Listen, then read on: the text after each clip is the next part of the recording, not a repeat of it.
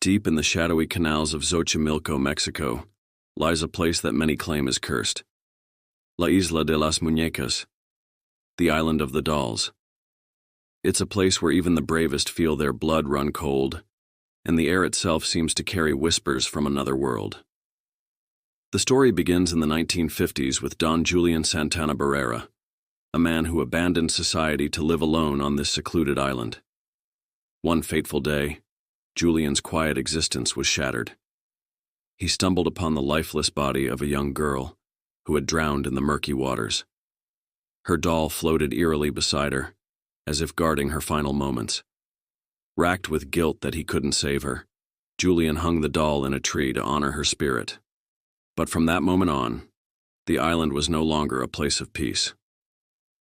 Julian began to hear whispers in the dark, faint cries that echoed across the water, and the unmistakable sound of footsteps, even though no one else was there. He became convinced that the girl's restless soul was trapped on the island, her presence growing stronger with each passing day. To protect himself from her wrath, Julian began collecting dolls, weathered, broken, discarded, and hung them in the trees. But instead of bringing peace, the dolls seemed to awaken something darker. Visitors to the island often report an overwhelming sense of dread, as if unseen eyes are watching them. The dolls, with their cracked faces and empty sockets, seem alive in the flickering shadows. Some say they've seen the dolls' heads turn on their own, or heard faint giggles coming from nowhere. Julian lived in fear for years, claiming the island was cursed. And then one day the legend took a chilling turn. 50 years after discovering the girl, Julian himself was found drowned, in the exact same spot where her body was found. Today the island is a macabre tourist destination. Thousands visit each year, drawn by its eerie reputation.